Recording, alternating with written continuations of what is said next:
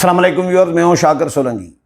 Viewers, P T I کی مخصوص نشستوں کا کیس جو ہے سپریم کورٹ میں نظر ثانی کی درخواستیں ہیں، نظر ثانی کی اپیلیں ہیں، وہ چل رہی ہیں۔ آج پھر سماعت ہوئی ہے، اس سماعت کا حال حوال دوں گا۔ بڑی انٹرسٹنگ سماعت ہوئی ہے۔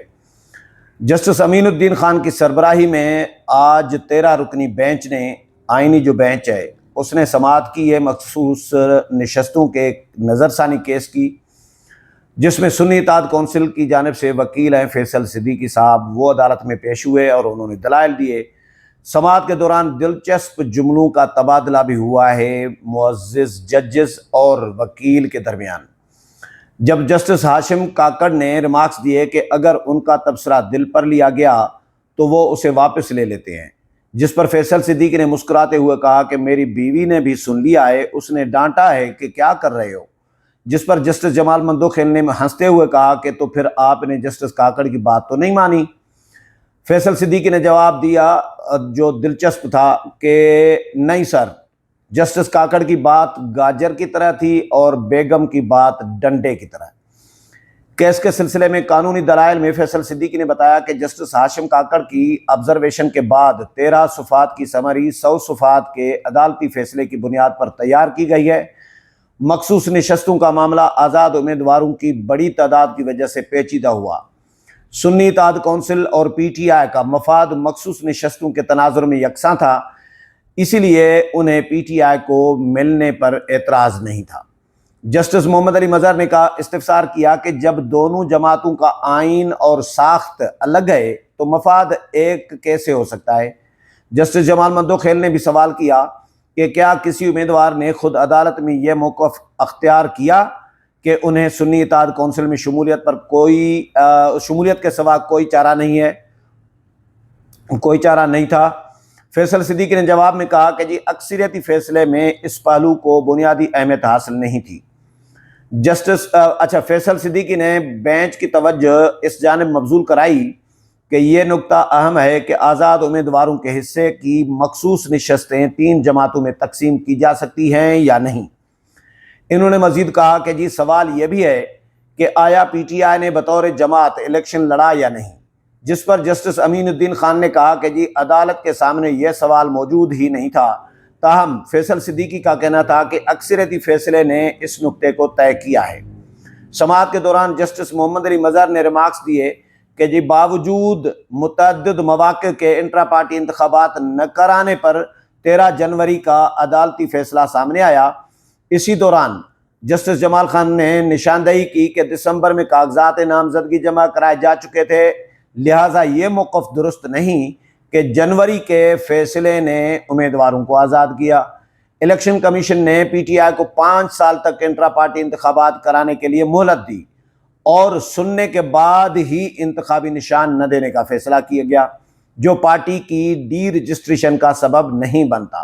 سماعت کے دوران تمام ججز نے آزاد امیدواروں، انتخابی نشان، انٹرا پارٹی انتخابات اور مخصوص نشستوں کی آئینی اور قانونی حیثیت پر گہرائی سے سوالات اٹھائے، جبکہ فیصل صدیقی نے تمام نکات پر تفصیل سے دلائل دیے۔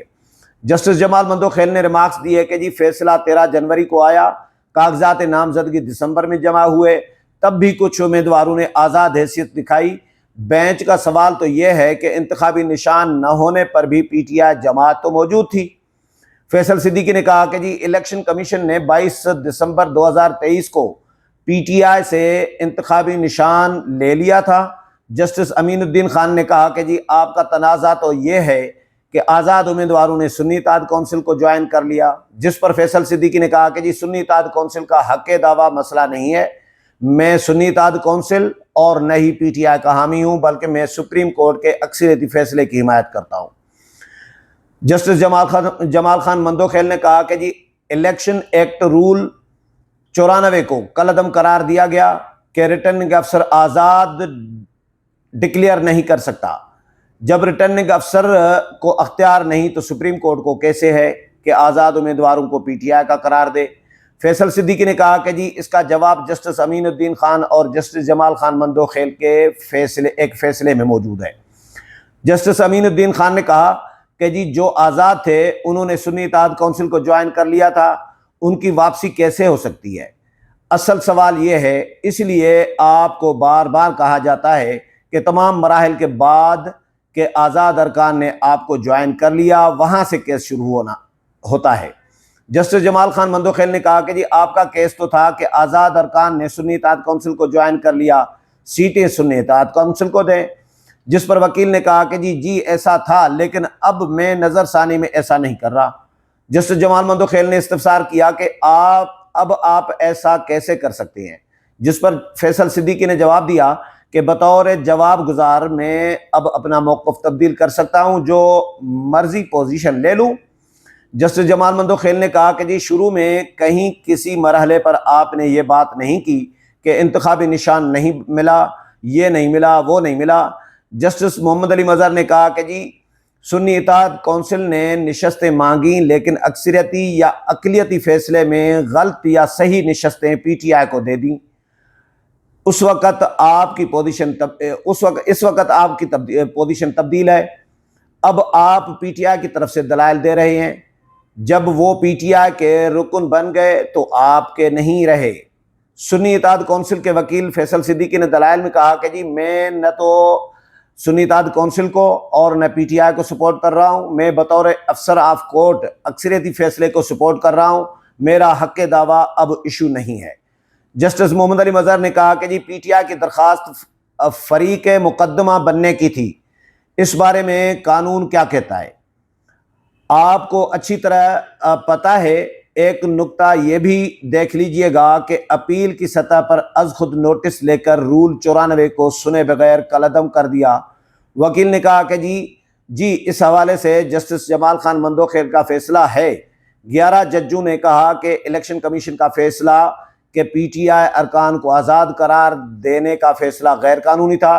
جسٹس جمال خان مندوخیل نے کہا کہ جن 11 ارکان نے کہا کہ وہ اتفاق صرف ان ارکان تک تھا جنہوں نے کاغذات نامزدگی اور پارٹی ٹکٹ پی ٹی آئی کا دیا، صرف 14 پی ٹی آئی امیدوار تھے جنہوں نے پارٹی سرٹیفکیٹ جمع کرایا تھا، لیکن ہم نے یہ فرض کیا کہ انہوں نے جمع کرایا ہو اور وہ ادھر ادھر ہو گیا ہو، اس وجہ سے ہم نے 39 ارکان کو تصور کیا۔